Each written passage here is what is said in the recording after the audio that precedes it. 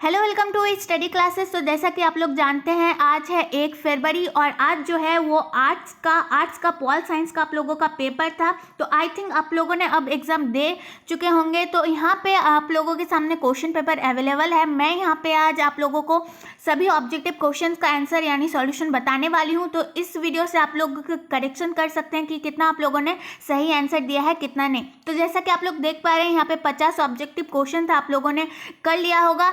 And यहाँ पे जो सेट है मेरे पास सेट एच है, तो आप लोग यहाँ पे क्वेश्चन सही समझ सकते हैं। तो चलिए आगे बढ़ते हैं। तो बिना किसी टाइम वेस्ट के हम लोग सिर्फ क्वेश्चन और उसका आंसर देखेंगे बिना किसी डिस्कशन किए हुए, ठीक है।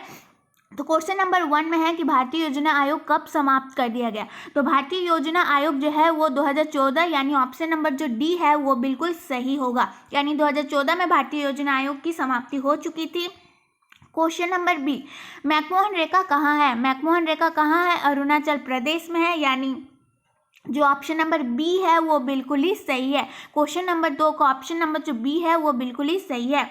यहाँ पे क्वेश्चन नंबर 3, देश में आंतरिक गड़बड़ी के कारण संकटकालीन स्थिति की घोषणा कब की गई थी। तो संकटकालीन स्थिति की घोषणा कब की गई थी, तो 1975 यानी ऑप्शन नंबर जो सी है 1975 में। ऑप्शन नंबर जो सी है क्वेश्चन नंबर 3 का बिल्कुल ही सही है, ठीक है। तो यहाँ पे थोड़ा सा आप लोगों को दिख रहा होगा, लेकिन मैं यहाँ पे समझा देती हूँ। क्वेश्चन क्या कहा गया है कि संयुक्त राष्ट्र संघ के कितने अंग है। क्वेश्चन नंबर 4 में संयुक्त राष्ट्र संघ के कितने अंग है, तो 6 अंग है, ठीक है। क्वेश्चन नंबर 4 का सही आंसर हो जाएगा ऑप्शन नंबर डी यानी 6, ठीक है। क्वेश्चन नंबर 5 है कि संयुक्त राष्ट्र संघ के तत्वावधान में निशस्त्रीकरण आयोग कब बना। क्वेश्चन नंबर 5 का सही आंसर हो जाएगा 1952 में, यानी option number B. Question number 5 का ऑप्शन नंबर बी यानी 1952 जो है वो राइट आंसर है। आप लोग कमेंट बॉक्स में कमेंट करके बताना कि कितना आप लोगों का सही है, ठीक है। अपने दोस्तों के साथ भी शेयर करना ना भूलना। क्वेश्चन नंबर 6, अखिल भारतीय कांग्रेस की स्थापना किसने की। क्वेश्चन नंबर 6, अखिल भारतीय किसान कांग्रेस की स्थापना किसने की, तो जवाहरलाल नेहरू ने की। यानी ऑप्शन नंबर जो ए है वो बिल्कुल ही सही है, ठीक है। चलो क्वेश्चन नंबर 7 में है कि विश्व एड्स दिवस कब मनाया जाता है। विश्व एड्स दिवस क्वेश्चन नंबर 7 का जो ऑप्शन नंबर ए है यानी ऑप्शन नंबर ए जो 1 दिसंबर में जो है वो विश्व एड्स दिवस मनाया जाता है। यानी क्वेश्चन नंबर 7 का जो ऑप्शन नंबर ए है वो बिल्कुल ही सही है, ठीक है। चलो अब क्वेश्चन नंबर 8 की तरफ आगे चलते हैं। क्वेश्चन नंबर 8 में पूछा गया है सर्वप्रथम किस राज्य में महिलाओं को पंचायतों में 50% आरक्षण दिया गया। क्वेश्चन नंबर 8 में है किस राज्य में महिलाओं को पंचायतों में 50% का आरक्षण दिया गया। तो इसका सही आंसर हो जाएगा बिहार, ठीक है, बिहार। चलो क्वेश्चन नंबर 9, ब्रेजनेव किस देश के राष्ट्रपति थे। क्वेश्चन नंबर 9, ब्रेजनेव किस देश के राष्ट्रपति थे। तो किस देश के राष्ट्रपति थे, सोवियत संघ, ठीक है। सोवियत संघ के ब्रेजनेव जो थे वो राष्ट्रपति थे। क्वेश्चन नंबर 10 में है कि प्रथम गुटनिरपेक्ष सम्मेलन के अध्यक्ष कौन थे। क्वेश्चन नंबर 10 में पूछा गया है कि प्रथम गुटनिरपेक्ष सम्मेलन के अध्यक्ष कौन थे। तो इसका सही आंसर हो जाएगा जवाहरलाल नेहरू, ठीक है। इसका सही जवाब हो जाएगा जवाहरलाल नेहरू यानी ऑप्शन नंबर ए, ठीक है। क्वेश्चन नंबर 11 की बारी देखते हैं। क्वेश्चन नंबर 11 में है कि किसने कहा कि राजनीतिक मूल्यों का प्राधिकृत विनिधान है जो किसी समाज में बाध्यकारी होते हैं। तो इसका सही आंसर हो जाएगा बी, ठीक है। इसका सही आंसर हो जाएगा, क्या हो जाएगा, बी हो जाएगा, यानी डेविड ईस्टन। तो किसने कहा था कि राजनीतिक मूल्यों का प्राधिकृत विनिधान है, तो डेविड ईस्टन, ठीक है। यानी क्वेश्चन नंबर 11 का जो ऑप्शन नंबर बी है वो बिल्कुल सही है। चलो क्वेश्चन नंबर 12 में पूछा गया है कि प्राचीन युग में राज्य का रूप क्या था। प्राचीन युग में राज्य का क्या रूप था। तो इसका सही आंसर हो जाएगा साम्राज्य, ठीक है। इसका सही आंसर हो जाएगा साम्राज्य। क्वेश्चन नंबर 13 में कहा गया है कि किसे सत्ता का सिद्धांत शास्त्री माना जाता है। तो अरस्तु को सिद्धांत शास्त्री माना जाता है, यानी ऑप्शन नंबर बी जो है वो सही है। चलिए क्वेश्चन नंबर 14 पॉलिटिक्स नामक पुस्तक का लेखक कौन है? पॉलिटिक्स नामक पुस्तक का लेखन कौन है? तो यहाँ जो है अरस्तु वो बिल्कुल ही सही आंसर है। अरस्तु जो थे वो पॉलिटिक्स नामक पुस्तक के लेखक थे। ठीक है, चलो अब आगे बढ़ते हैं क्वेश्चन नंबर 15। चलिए क्वेश्चन नंबर 15, किसने कहा कि मुझे स्वतंत्रता दो या मुझे मार दो? देखो, किसने कहा कि मुझे स्वतंत्रता दो या मुझे मार दो? तो यहाँ पे आप लोग कमेंट बॉक्स में कमेंट करो कि क्वेश्चन नंबर 15 का आप लोगों ने सही आंसर क्या दिया है। क्वेश्चन नंबर 15 का सही आंसर आप लोगों ने क्या दिया है एग्जाम में, मुझे कमेंट बॉक्स में कमेंट करके बताओ। क्वेश्चन ये है कि किसने कहा कि मुझे स्वतंत्रता दो या मुझे मार दो। ठीक है, चलो क्वेश्चन नंबर 16। क्वेश्चन नंबर 16 में कहा गया है कि किसने कहा कि मनुष्य जन्म से स्वतंत्र है किंतु हर जगह बेड़ियों में जकड़ा हुआ है। तो क्वेश्चन नंबर 16 का सही आंसर हो जाएगा सी, रूसो। ठीक है, इसका सही आंसर हो जाएगा रूसो। रूसो ने कहा था कि मनुष्य जन्म से स्वतंत्र है किंतु हर जगह बेड़ियों में जकड़ा हुआ है। ठीक है, चलो क्वेश्चन नंबर 17 में पूछा गया है कि निम्नलिखित में से कौन मार्क्सवादी विचारधारा से संबंधित नहीं है? क्वेश्चन नंबर 17, इसका सही आंसर क्या हो जाएगा? इसका सही आंसर हो जाएगा, एक मिनट, क्वेश्चन नंबर 17 का सही आंसर हो जाएगा पूंजीवादी समाज। ठीक है, पूंजीवादी समाज। चलो क्वेश्चन नंबर 18 में पूछा गया है कि ए ग्रामर ऑफ पॉलिटिक्स नामक पुस्तक का लेखक कौन है? क्वेश्चन नंबर 18 में पूछा गया है कि ए ग्रामर ऑफ पॉलिटिक्स के नामक का पुस्तक लेखक कौन है? तो इसका जो ऑप्शन नंबर डी है, क्वेश्चन नंबर 18 का जो ऑप्शन नंबर डी है, यानी H.J. लास्की। तो लास्की नाम से जाना जाता है, ज़्यादातर हम लोग याद रखते हैं। लास्की ने जो है ए ग्रामर ऑफ पॉलिटिक्स लिखा था, इस नाम के पुस्तक को लास्की ने लिखा था। इसका पूरा नाम है H.J. लास्की। ठीक है, चलो क्वेश्चन नंबर 19। भौतिक समानता का क्या अर्थ है? क्वेश्चन नंबर 19, भौतिक समानता का क्या अर्थ है? तो इसका सही आंसर आप लोग दे सकते हैं कि सामाजिक समानता। ठीक है, क्वेश्चन नंबर 19 का आप लोग सही आंसर दे सकते हैं सामाजिक समानता। ठीक है, चलो अब आगे बढ़ते हैं क्वेश्चन नंबर 20 की तरफ। क्वेश्चन नंबर 20, यहाँ पे अगर आप लोगों को क्वेश्चन समझने में दिक्कत हो रही है तो वो भी कोई बात नहीं, मैं यहाँ पे क्वेश्चन नंबर 20 को पढ़ के सुना रही हूँ, आप लोग सुन सकते हैं और आंसर समझ सकते हैं। तो क्वेश्चन नंबर 20 में है कि किसी सिद्धांत के अनुसार वर्गविहीन समाज में ही न्याय उपलब्ध हो सकता है। क्वेश्चन नंबर 20 में कहा गया है कि किसी सिद्धांत के अनुसार वर्गविहीन समाज में ही न्याय उपलब्ध हो सकता है। तो इसका सही आंसर हो जाएगा मार्क्सवाद। ठीक है, सही आंसर क्या हो जाएगा? मार्क्सवाद। चलो क्वेश्चन नंबर 21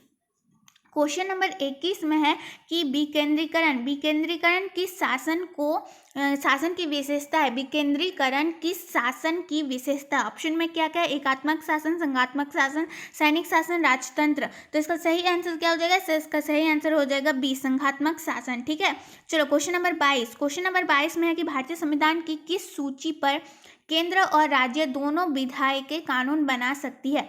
भारतीय संविधान की सूची पर केंद्र और राज्य दोनों विधायिकाएं कानून बना सकती है। तो हमें पता है 3 सूची होती है, संघ सूची, राज्य सूची और संबत्ति सूची। संबत्ति सूची जो होती है वो दोनों तरह के संघ मतलब राज्य और केंद्र दोनों कानून बना सकती है संबत्ति सूची में। तो क्वेश्चन नंबर 22 का ऑप्शन नंबर जो सी है वो बिल्कुल ही सही हो जाएगा। ठीक है, चलो यहाँ पे क्वेश्चन नंबर 23 में दक्षेस से संबंधित क्वेश्चन है। तो ये बहुत ही इजी होने वाला है कि दक्षेस का पहला सम्मेलन किस देश में हुआ था? तो दक्षेस का पहला सम्मेलन किस देश में हुआ था? तो भारत में हुआ था। ठीक है, चलो क्वेश्चन नंबर 24 में लिखा है कि क्वेश्चन नंबर 24 में लिखा हुआ है कि नगर निगम स्थापित होने के लिए कम से कम कितनी जनसंख्या आवश्यक है? तो नगर निगम स्थापित होने के लिए किसी भी शहर में जो है वो 5 लाख से अधिक लोग अगर हो जाते हैं तो वहाँ पे नगर निगम की सुविधा बनाई जाती है। यानी क्वेश्चन नंबर 24 का सही आंसर हो जाएगा ऑप्शन नंबर सी, 5 लाख से अधिक। चलो क्वेश्चन नंबर 25, भारतीय नागरिकता संशोधन अधिनियम 1986 के अनुसार जो व्यक्ति पंजीकरण के माध्यम से भारतीय नागरिकता प्राप्त करने चाहते हैं उन्हें अब भारत में कम से कम कितने वर्ष तक निवास करना होगा? तो मतलब सीधी सी बात है कि भारतीय निवास प्राप्त करने के लिए हमें कितने वर्ष की नागरिकता वहाँ पे रहनी चाहिए। तो क्वेश्चन नंबर 25 का सही आंसर हो जाएगा सी, ठीक है। चलो सी। चलो क्वेश्चन नंबर 26 की तरफ आगे बढ़ते हैं। क्वेश्चन नंबर 26 की तरफ आगे बढ़ते हैं। हमारी नियोजन व्यवस्था किस विचारधारा पर आश्रित है? एक मिनट। हमारी नियोजन व्यवस्था किस विचारधारा पर आश्रित है? तो इसका सही आंसर हो जाएगा साम्यवाद पर, ठीक है। सॉरी, इसका सही आंसर हो जाएगा लोकतंत्र समाजवाद पर, ठीक है, समाजवाद पर। चलो क्वेश्चन नंबर 27। क्वेश्चन नंबर 27 में कहा गया है कि पंचवर्षीय योजना में गरीबी हटाओ कार्यक्रम को विशेष स्थान दिया गया है। किस पंचवर्षीय योजना में गरीबी हटाओ कार्यक्रम को विशेष स्थान दिया गया है? तो पंचवर्षीय योजना 1950 से शुरू हुई थी, याद होना चाहिए आप लोगों को। तो इसका सही आंसर क्या हो जाएगा? सही आंसर हो जाएगा पंचवर्षीय योजना, यानी जो 1974 और 1969 के बीच जो पंचवर्षीय योजना चली थी, 5th 5 ईयर प्लान, उसमें हुआ था ये गरीबी हटाओ कार्यक्रम को ज़्यादा प्राथमिकता दी गई थी, ठीक है। चलो क्वेश्चन नंबर 28। क्वेश्चन नंबर 28 में है कि किस संविधान संशोधन के द्वारा, एक मिनट मैं जूम कर देती हूँ, तो कहा गया है कि क्वेश्चन नंबर 28 में कि किस संविधान संशोधन के द्वारा नगर निकायों को संवैधानिक दर्जा दिया गया है। एक बार समझाती हूँ मैं फिर से। क्वेश्चन नंबर 28 में किस संविधान संशोधन के द्वारा नगर निकायों को संवैधानिक दर्जा दिया गया है? तो क्वेश्चन नंबर 28 का सही आंसर हो जाएगा 74वां, यानी ऑप्शन नंबर जो सी है वो बिल्कुल ही सही हो जाएगा। चलो क्वेश्चन नंबर 29। अनुसूचित जाति संघ की स्थापना किसने की? Question number 29। क्या है? अनुसूचित जाति संघ की स्थापना किसने की? तो BR अम्बेडकर जी ने की। क्वेश्चन नंबर 29 का ऑप्शन नंबर जो बी है वो सही हो जाएगा। BR अम्बेडकर ने जो है वो अनुसूचित जाति संघ की स्थापना की थी उन्होंने। चलो क्वेश्चन नंबर 30। क्वेश्चन नंबर 30 में क्या है कि भारत के वर्तमान राष्ट्रपति का नाम क्या है? तो भारत के वर्तमान राष्ट्रपति का नाम क्या है? रामनाथ कोविंद, ठीक है, रामनाथ कोविंद, सबको पता है भारत के वर्तमान राष्ट्रपति का नाम क्या है? रामनाथ कोविंद। तो क्वेश्चन नंबर 13 का सही आंसर हो जाएगा option number A, Ramnath Kovind. चलो अब आगे बढ़ते हैं क्वेश्चन नंबर 31। एक मिनट। तो क्वेश्चन नंबर 31, प्राकृतिक न्याय का सिद्धांत निम्नलिखित में से किस तत्व पर बल देता है? प्राकृतिक न्याय का सिद्धांत किस निम्नलिखित तत्व पर बल देता है? विवेक, आस्था या अंधविश्वास, पुरानी परंपरा, कानूनी दृष्टता। तो कानूनी दृष्टता के अनुसार ही वो ज़्यादा बल देता है कि किस हिसाब से न्याय मिलेगा, ठीक है। तो क्वेश्चन नंबर 31 का सही आंसर हो जाएगा ऑप्शन नंबर डी। चलो क्वेश्चन नंबर 32। तो क्वेश्चन क्या है पहले समझते हैं कि न्याय व्यवस्था को सुरक्षित रखने में किस तत्व की सर्वाधिक महत्वपूर्ण भूमिका है? न्याय व्यवस्था को सुरक्षित रखने में किस तत्व की सर्वाधिक महत्वपूर्ण भूमिका है? तो क्वेश्चन नंबर 32, दल प्रणाली, स्वतंत्र प्रेस व मीडिया, प्रभावी विधिक व न्यायिक व्यवस्था, लिखित संविधान। तो इसका सही आंसर हो जाएगा ऑप्शन नंबर सी, ठीक है। चलो अब आगे बढ़ते हैं।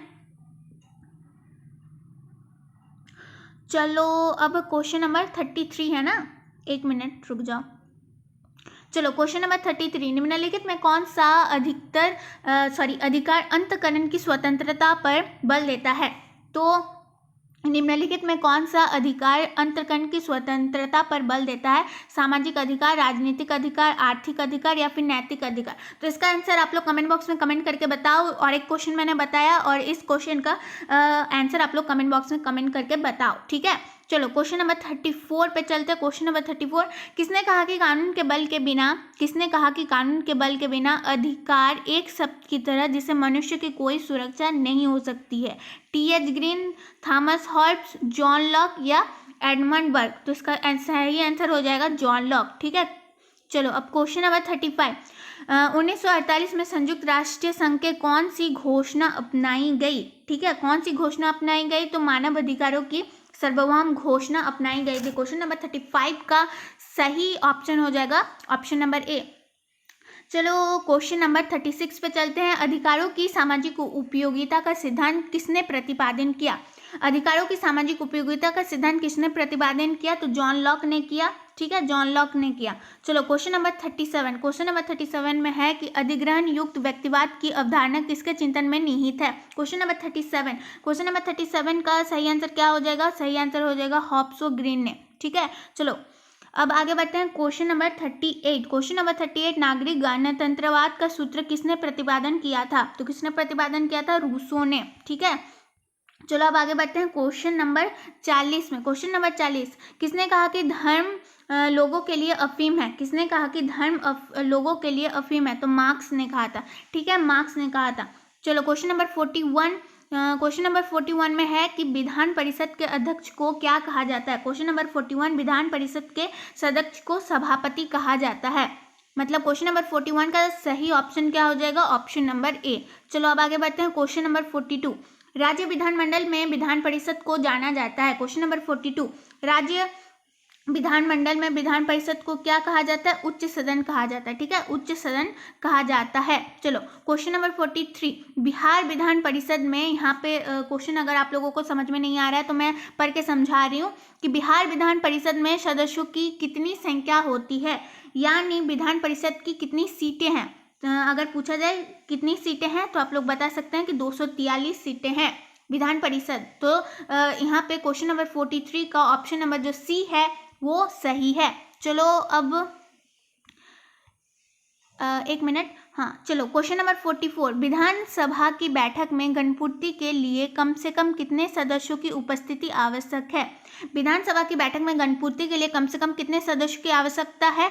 तो इसका सही आंसर हो जाएगा 1/10 सदस्यों की 10 सदस्य। मतलब अगर 10 में से मतलब जितने होते हैं उसमें से अगर 10%, सॉरी यहाँ पे तो 1/10 लिखा गया है ना, तो ये ऑप्शन सही नहीं होगा। 50 सदस्य, 22 सदस्य, ये जो ऑप्शन नंबर डी है ना, इनमें से कोई नहीं है, क्योंकि मतलब 100 में से 10% की उपलब्धता होनी चाहिए, तभी विधानसभा की बैठक हो सकती है, उसकी गणपूर्ति हो सकती है, ठीक है। तो क्वेश्चन नंबर 45, क्वेश्चन नंबर 45 में कहा गया कि एक साल में विधानसभा के कितने अधिवेशन आवश्यक है? एक साल में विधानसभा के कितने अधिवेशन आवश्यक है?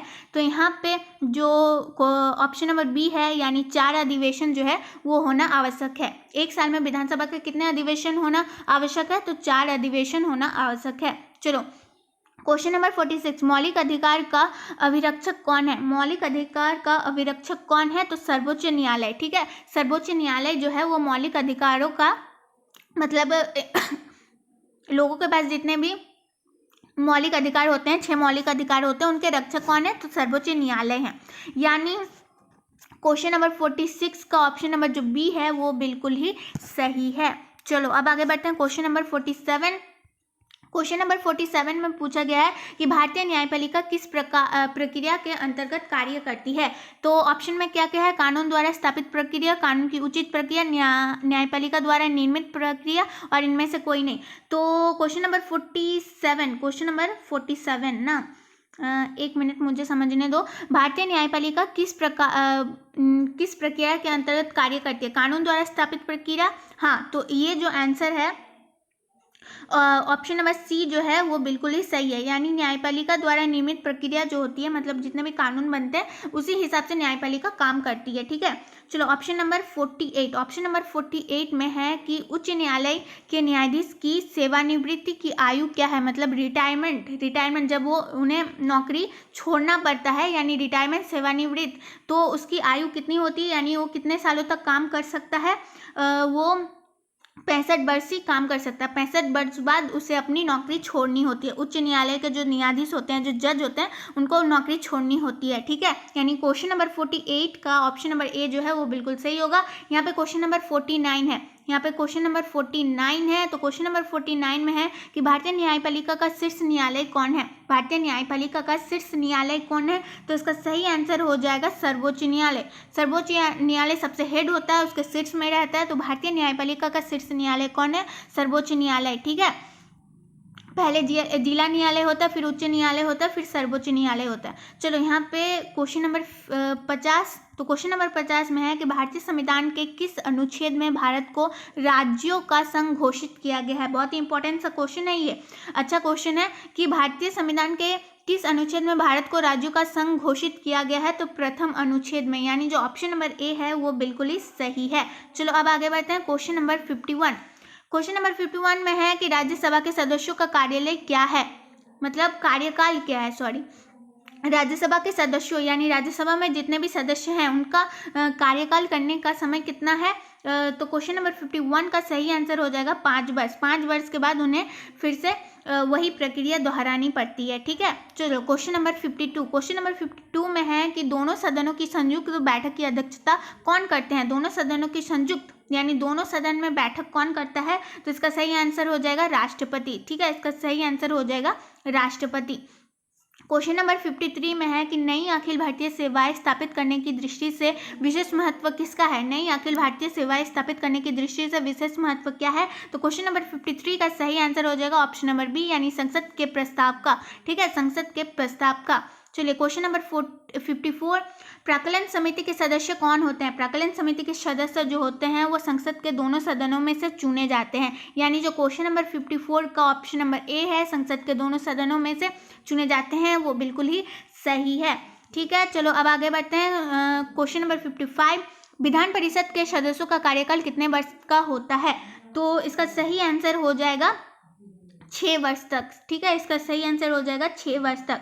क्वेश्चन नंबर 56, विधान परिषद का सदस्य निर्वाचित होने के लिए कितनी उम्र आवश्यक है? क्वेश्चन नंबर 56, कितनी उम्र आवश्यक है? तो इसका सही आंसर हो जाएगा बी 25 वर्ष। ठीक है, इसका सही आंसर हो जाएगा बी 25 वर्ष। क्वेश्चन नंबर 57, भारतीय संविधान में संवृत्ति सूची की प्रेरणा कहाँ से ली गई है? प्रेरणा यानी ये जो आइडिया है हमारे संविधान में, जो संवृत्ति सूची का आइडिया जो है, जहाँ पे केंद्र और राज्य सरकार दोनों मिलकर काम करते हैं, तो यह आइडिया कहाँ से लिया गया है? तो ऑस्ट्रेलिया से लिया गया है। ठीक है, चलो क्वेश्चन नंबर 58, निम्न में से कौन संघ सूची का एक विषय है? क्वेश्चन नंबर 58 का सही आंसर हो जाएगा फौजदारी विधि और प्रक्रिया। तो यहीं पे आप लोगों का सारा क्वेश्चन सॉल्व हो जाता है। आई होप आप लोगों को समझ में आ चुका होगा। अगर वीडियो अच्छी लगे तो लाइक करना ना भूलना, अपने दोस्तों के साथ शेयर करना, दोस्तों का ग्रुप हो तो शेयर करना ना भूलना, और चैनल को सब्सक्राइब कर लेना, क्योंकि आगे भी जितने आप लोगों के पेपर्स आने वाले हैं उसको सारा सॉल्व करके यहाँ पे आप लोगों को अपडेट करवा दिया जाएगा। कुछ भी और लेटेस्ट अपडेट आता है तो वो भी आप लोगों को अपडेट पहुँचाया जा रहा है डेली टू डेली। तो चैनल को लाइक करो, वीडियो को लाइक करो, शेयर करो और चैनल को सब्सक्राइब करना ना भूलो।